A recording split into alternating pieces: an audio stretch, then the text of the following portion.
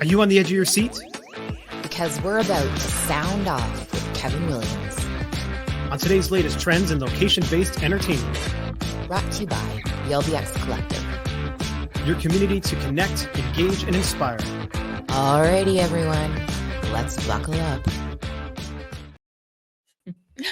Well, welcome back, guys. Here we are, episode 49. Glad to see your faces again. Well, I guess we're not actually seeing your faces.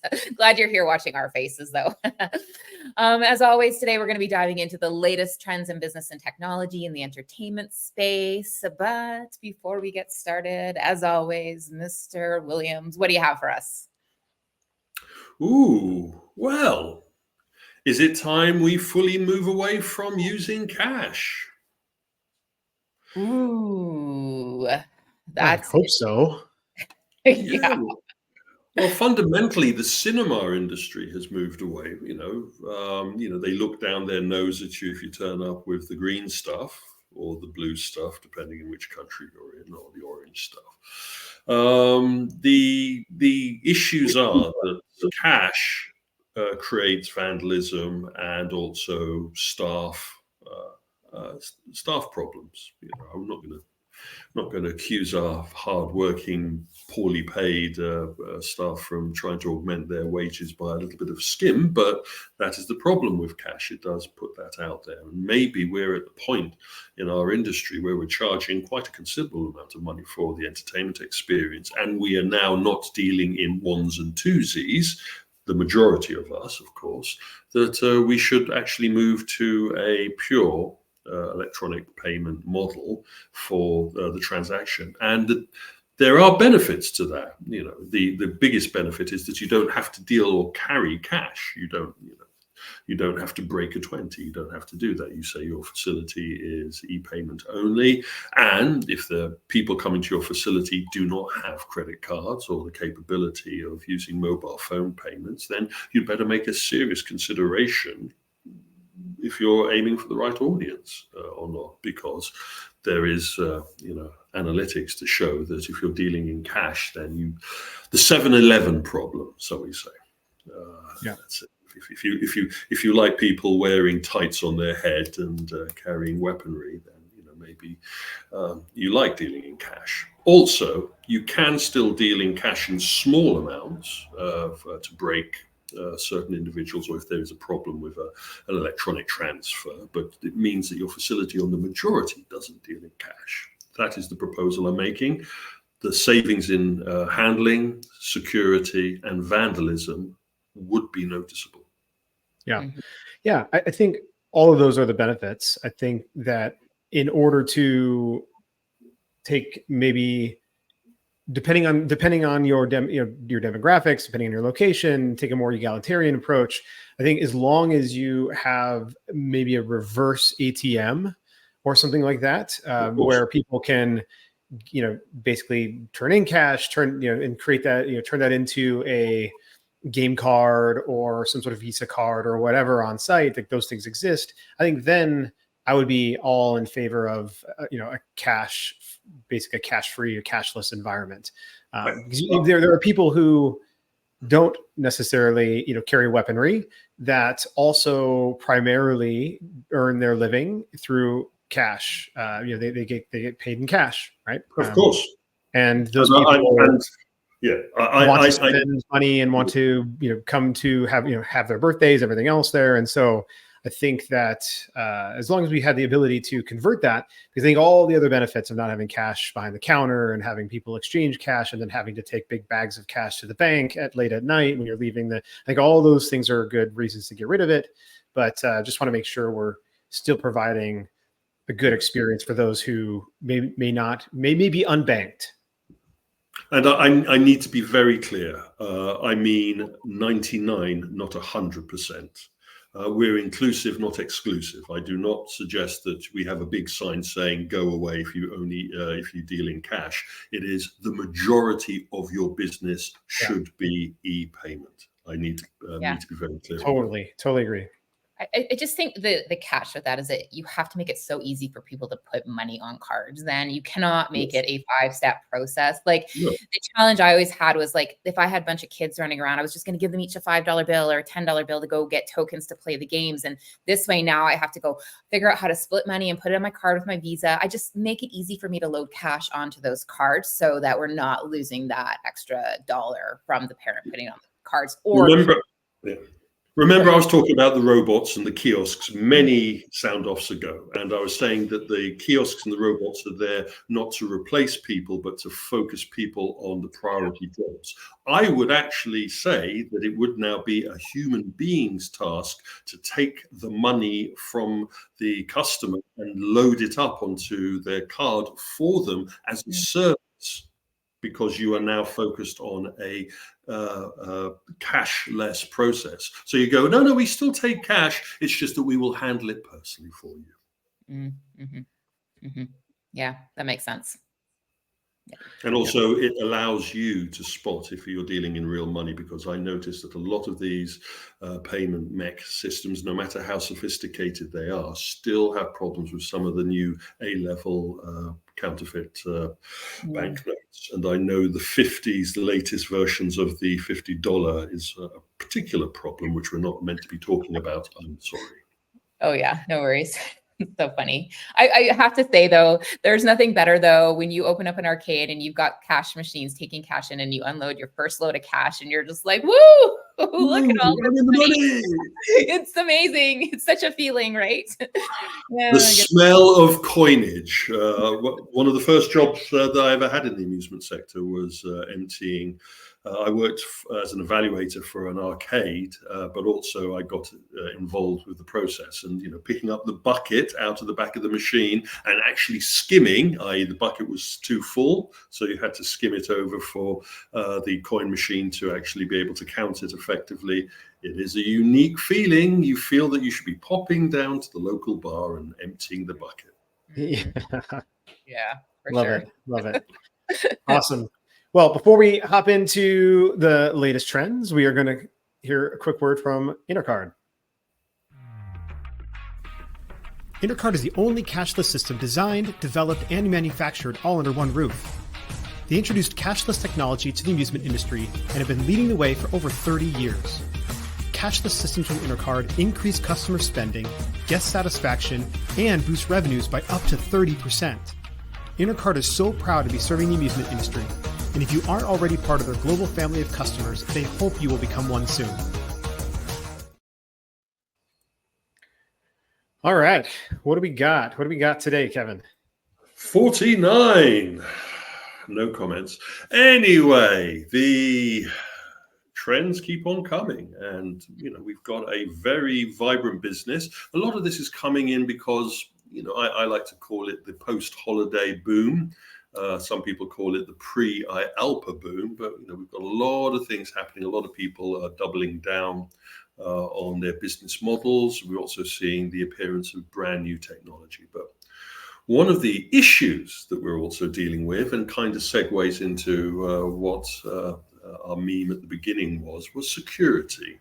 And we have got news of an entertainment facility admitting to being attacked. Our friends at Fun Labs, again, we mentioned Fun Labs, but this time they were the victim of a ransomware attack, which locked down their operations, their website, and also attacked their financing. We're not sure if data was removed, credit card and operation data. I don't think that was the case in this particular attack, but we have seen it in the past at other facilities.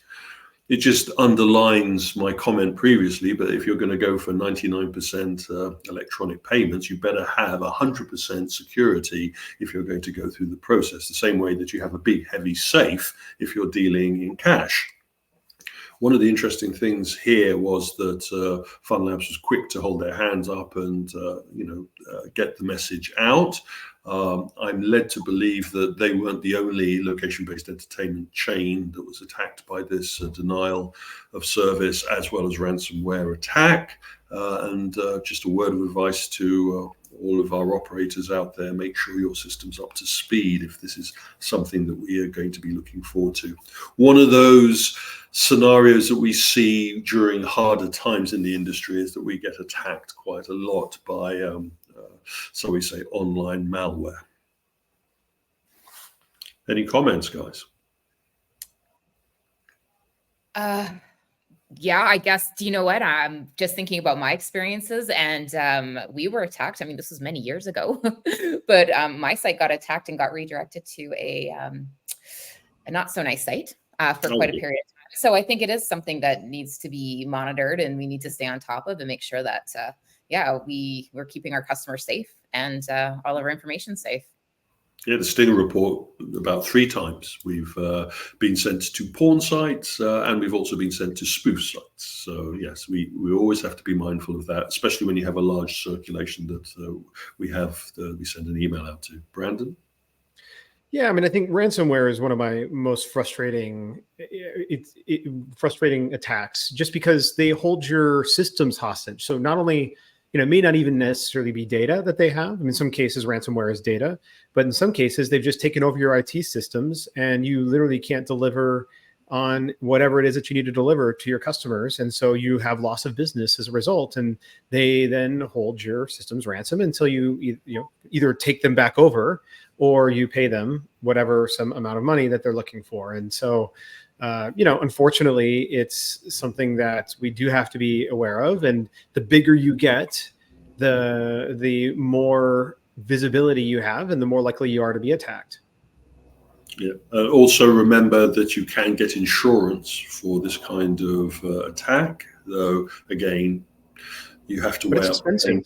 You have to weigh that up, but also hiring the company to come in and get rid of these problems. I am not going to advocate paying for ransom attacks. I understand how frustrating they can be, but supplying them the oxygen of success is a dangerous path to go down. Anyway, Chuck E. Cheese. I keep on talking about them. The last couple of sound offs we've had something to talk about them. They are actively pushing themselves. And then, surprise, surprise, we see that they've done a deal with the Harlem Globetrotters.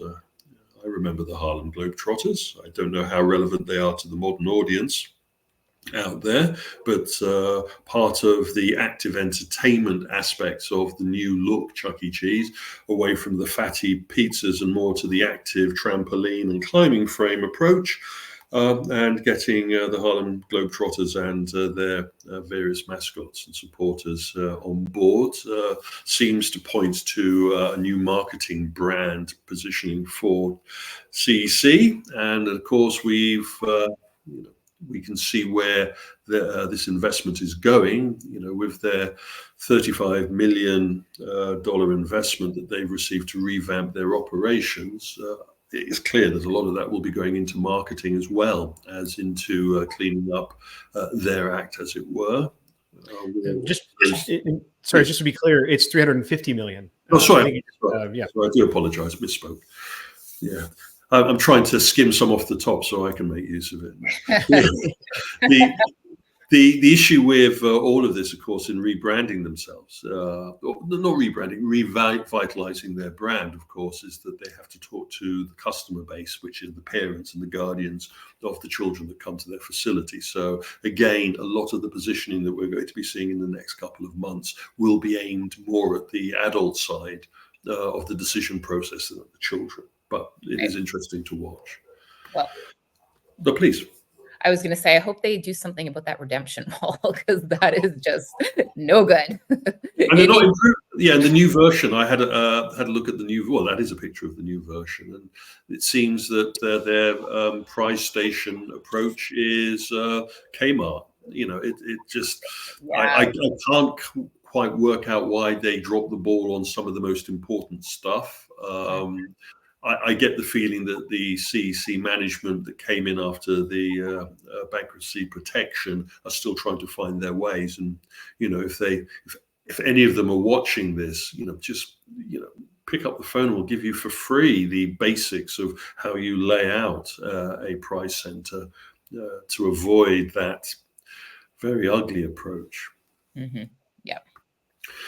Talking about a very ugly approach, Disney is in furore yet again. If it isn't ripping up iconic parts of the park, if it isn't being accused of overcharging for cupcakes, it's now being accused of really going to town on its customer base, charging new ticketing lightning lane premium pass deals, which can cost as much as $400 per individual. It is clear that Disney World is positioning itself for what they expect to happen next year with the announcements now of the opening in May of Epic Universe. This Universal expansion is eagerly waited, and many people are planning their visits to coincide with the doors opening at that park. Likewise, Disney has been seeing some empty streets recently across their operation due to apathy on many levels. And I think this 400 charge to skip the lines is an example of how they can try and monetize those guests that they still have coming. I'm not a fan of gouging customers, and I'm not a fan of overt line jumping. There are other ways to do management queue lines and also VIP lineage, but putting a sticker on the queue line is not the best way to do it, my personal opinion. Mm-hmm. And the beneficiary of a lot of the interest, of course, is Universal. And Universal Orlando Resorts has announced the May 2025 opening of the doors. They're actually going to be holding some soft openings. Fingers crossed that all of us going to IALPA will get a chance to sniff around Universal Epic Universe's soft opening. I don't know if that's a plan, but I'm sure some individuals from our sector will get a chance for a behind-the-scenes tour. One of the things that everybody is very interested about, of course, is seeing the extension to Super Nintendo World, and also, getting to grips with the new Harry Potter experiences and other elements. And like all things, the ripples from Universal's opening is impacting all of the other parks and resorts in the area, good as well as bad. Boats are rising, but also considerations have to be made about loss in visitors. And then we jump about marketing. So we've gone from the Universal IP big push to our friends at Sandbox VR and their embracing of a little bit of marketing and IP. They've actually gone for a unique concept of branding a lunchbox or snack box that is available exclusively at their venues. Now, I'm not sure how much of this lunchbox is to address the point that they don't have generally F&B at their facilities, so they're creating a kind of additional dwell time by having people eating snack boxes on property, after their game. But also this particular snack box is going to be very collectible amongst those that collect the Japanese IP. So that will also encourage people to go to their facilities that weren't intending to play a game, but just to get their hands on this IP. So I think from Sandbox's point of view, it's a win-win scenario, though I'm sure the staff that will have to clear up the mess after all of these lunchboxes have been consumed on property won't be feeling that way. I hope they do multiple versions of it. I hope so too. I haven't seen many facilities go down this path in the Western market. I've seen Japanese facilities do the lunchbox collectibles as well as collectible merch. This is a unique experiment that we're all going to be watching very closely. Sorry, Brandon. Well, no, I think it's a brilliant move, but I think it's partially brilliant. Like, I think it's not all the way. And my big issue is that it's Japanese create snack box. Like, what if I want to go to Sandbox VR and I don't like Japanese food? I mean, I love Japanese food personally, but what if, I'm a kid who doesn't? And so, again, maybe they're not, it doesn't matter. It depends on who they're targeting, but I think that they should have other options. It's a toe in the water, I get the feeling. Yeah. I would assume now that they're at the high 50s of facilities, they're looking at how they can generate secondary and tertiary business, my favorite phrase. And one of those is through marketing and targeted marketing, especially as they have a lot of IP involved. So watch this space and we'll have the Pokemon lunchbox and then closely followed by the Marvel lunchbox. I wouldn't be surprised. We'll have to wait and see how well this does. Going back again to my last report talking about the Tesla We Robot demonstration and the highs and lows of the event, one of the things I missed and I've been chastised about was that there was actually an arcade on property. The Tesla Boy marketing team actually took a part of the Warner Brothers space and created, where the barbecue was, a arcade with selected vintage amusement machines. I would love to tell you what those machines were. I would love to show you a picture of that. I would love to go into more detail about how they operated these machines and what the reaction was.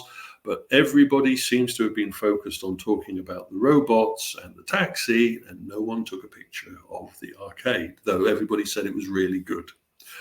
Ain't that a shame? Anyway, we have some merger and acquisition news. I was surprised that we hadn't had a lot more merger and acquisition news, to be honest, but I think most of that is going to be actually be saved for the show floor with, big happy smiles and handshakes and photo moments. But from the Japanese perspective, Bandai Namco Amusement, the Japanese side of the operation, announced their merger of PleasureCast. PleasureCast is a company that operates facilities aimed at a younger audience. They also make indoor playground equipment, and so that merger will now mean that Bandai Namco will be looking at rolling out some versions of their facilities aimed at a much more younger audience. Just to be clear, Bandai Namco was already an owner of certain percentage of controlling stock of Passcast. So this is now putting the flag on top and totally taking them under the wing. It's going to be interesting to see how they change or pivot their operation towards embracing this younger audience, whether the PleasureCast facilities out there in Japan will be turned into Bandai Namco or Namco young facilities, or if they will retain the PleasureCast branding. Anyway, that's the trending side. Anything jump out before I move on? No, I don't think so. Just don't be careful when you Google PleasureCast. There is an adult film called The Pleasure that will definitely pop up in your search results if you do Google PleasureCast. I'm actually not familiar with that location of brands, so that's why I wanted to check it out. If you go on to Friends of the Stinger Report Facebook, we actually have a link to PleasureCast, the correct link, because it's not something that pops up easily on Google because it's behind the bamboo curtain, as it were. Or should it be the rice curtain, I think I should be saying. Anyway, talking about tech trends, and we've seen in Japan, again, an explosion in the live play sector. That is machines that are operated either in facilities or in warehouses with a camera pointing at them, and they are controlled via an app. So you can actually play real physical machines via a smartphone app or an online app. The Japanese market has embraced these with both hands and has seen an increase in revenue to the point that we have some new companies entering that market. They have been trialed in the US, and I haven't heard too much more about how successful that approach has been, though I'm led to believe that silence may be an indicator that they are proving a lot more successful than they actually previously thought. People keeping mum about how well they're doing, but definitely Sega Japan, Taito, and Namco have apps that work internationally, and then we have a number of other companies that are releasing apps. So kind of amusement on your mobile phone, as it were. Talking about amusement on your mobile phone, most of the tournament play and league play stats are sent directly to specialist apps. We talked about the Big Buck Hunter Championships in Chicago. Well, Konami in Japan has been running their tournaments for their popular tournament machine, which is in the B-Mania Music Dance Machine League, and they had one of the major playoffs. They're now heading towards the final championships, which I think takes place in November. But they saw record streaming and record attendance. So that tournament element to the amusement mix is still going strong. An interesting application here, VR as a standalone attraction being added to existing entertainment venues. We've pointed to a couple, our friends at Sandbox VR transporting one of their entertainment operations into the Gravity Max at Wandsworth. Now we see a deal being struck between Megaverse and Great Wolf Lodge. The first of their facilities will be having these arena-based VR experiences added to their entertainment mix. The hope being that all of their facilities will migrate over to having a VR components to their entertainment mix. Big news, though sadly it seems not covered as much by the amusement trade as I think it warrants, but I would say that, wouldn't I? Again, an interesting situation where we're seeing immersive entertainment being applied outside of just the amusements sector. Our friends at Conductor and their Game Vault division, they're more known for my mentioning their involvement with Dave & Buster's and their Social Bay rollout. Well, one of the products that they have developed, their Arena, which is a kind of a mixture of physical as well as digital activities for groups of individuals. That system now has been parachuted into a restaurant chain. Ashley's is known for being a kind of a very boutique style pink restaurant, burger, as well as hangout area. And they've decided to do a deal and parachute in an active entertainment system into their facility. The first one goes into their Manchester site, and then they're hoping to roll it across the rest of their chain. So again, the poor old hard done by amusement operator now got a brand new competitor to worry about in the Ashley fast food chain. A little bit more positive news from our friends at FunLab. And we have just had news that they will be implementing AI into their customer service and customer engagement. Again, going back to what I said previously, this is more algorithm intensive rather than pure AI, I get the feeling, personally speaking. But again, that algorithm will be able to home down and customize the experience for people using the FunLab services across all of their chain of facilities. Anyway, I have zipped through the trends and the tech, trying to manage this a little bit more coherent, because I hear people are complaining about falling asleep on their laptop anyway. Just in parting, is there any comments that jump out at you from that? Yeah, I'm not a big. I think that the Megaverse integration and partnership with Great Wolf is a miss for Great Wolf. I think it's a great opportunity for Megaverse. So congratulations to them for doing that deal, and hopefully they, for their sake, they get rolled out. I think they've tried. I think the reason is Great Wolf has done a great job, I think, generally theming and infusing other technology and other attractions into their overall theme and brand. Yeah. And I think that while they've tried to, or just on their site right now, tried to change it from Megaverse to Mega Venture inside of Great Wolf, right? Have an adventure, have a mega adventure. Yeah. When you walk in, everything is still branded Megaverse. All the pictures are all adults. Mm-hmm. Great Wolf Lodge is for kids. Where are the pictures of kids? Yes. So, and so this is, my issue is that one, VR is typically not something that is targeted for the kids, at least not free roam VR is targeted for kids that are that 12 and younger age demographic, which Great Wolf Lodge is. And then the actual experiences are not at all branded around having those types of adventures. If you look on Megaverses, look like great experiences, doesn't tie well with the Great Wolf Lodge brand in the same way that Magic Quest does, the same way that their ropes climbing course and even their mini golf course is super themed, and the rock wall course. Like, these are the things that tie in. It's like they're trying to be Kalahari and throw in, they couldn't go and do the deal with zero latency because that's Kalahari. So now they're going to go and do this deal with Megaverse. It just seems like a competitive grasp, and they didn't really fully roll it out the way they should have.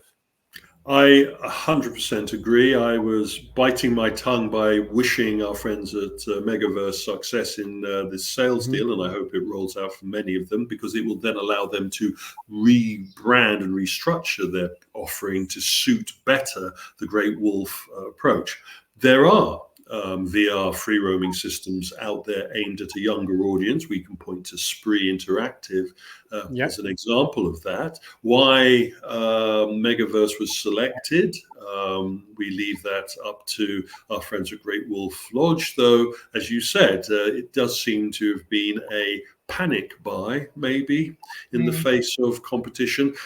The worst kind of buy, I think. Not saying that Megaverse isn't a good fit for them. It can be made to work. VR is a flexible platform, and I'm sure it can be applied correctly. The issue is picking the right horse for the right course is essential to achieve the revenue. And the last thing I want to see is a couple of months' time, our friends at Great Wolf saying, oh, VR didn't work. It doesn't work in our facility. It doesn't work anywhere, when really the decision process and how they got to that is at fault rather than the platform. Yeah. Yep. Totally agree. Yep. I thought that the Archies, the drop-in of the immersive box into the Archies was kind of interesting. And I'm really curious to see how they're going to operate that. Like, can you just come in and play that? Or do you have to be a customer that's sitting in to eat food to engage in it? Is there a cost? What's that going to look like? You know, I mean, this could actually be really good for entertainment places if they're going to be putting those boxes in, you know, maybe places that are close to it, because you go in there for a little taste of it, but there's so many people that want to do it, you can't do it. And so maybe you go to your local entertainment center that has it more, and you can book out a space and a time. Potentially it could work that way, right? But so curious to see how that works for them. Yeah, we all want to know more about it. How is it going to be on free play? Is it going to be operated? Are you going to have to buy a ticket? I think they're going to have to be behind the counter tickets to play, which then brings the danger of the machine being left empty because no one knows how to play it. Whatever the case is, it's great to see a competitive, socialized entertainment system being deployed outside of the conventional amusement mix. And I think this is just the beginning of where competitive socializing will grow outside of the conventions or the confines of the amusement and the leisure entertainment approach that some people would be happy to label it under, purely because it's good for their business rather than growing the industry as a whole. Yeah, I mean, I think the other thing that needs to be considered is the square footage of that. Are they retrofitting it in? They're pulling out seating to put that in. Like, they have less seating now. How does that look? Or is this like attached to the outside of their building? Anyway, no. The Archies in Manchester is part in a mall, part outside. It's quite a large facility. It's one of their flagship sites. Okay. Though I still think that they're going to have to do some moving around and maybe remove some seatings to have it in there. As soon as we have pictures of it in operation, because I'm sure we'll see a TikTok video minutes after the first player gets onto it, then we'll be able to give a better report. But watch this space. This isn't the only competitive socializing entertainment system that is going to be pivoted into restaurants and hospitality. Yeah. Interesting. Yeah. Well, good for Conductor for finally getting on the outside of the exclusivity with Dave & Buster's, at least for the game, their arena. So it's great. If those people that are interested to hear a little bit more, in January, we're lucky enough to have Conductor as one of the exhibitors at the SIE Expo in London, the Social Immersive Entertainment Expo. And I'll make sure that one of their team is up on stage during our conference session, giving us the lowdown. But by then, I think we'll have some more photos from the Archies. Awesome. All right. Well, thanks, Kevin, for another great sound off. Number 49, sound off number 50 is coming at you next week. So looking forward to that one. I'm sure we'll do something special for that. But in the meantime, everybody, stay tuned and keep kicking ass. Bye, guys.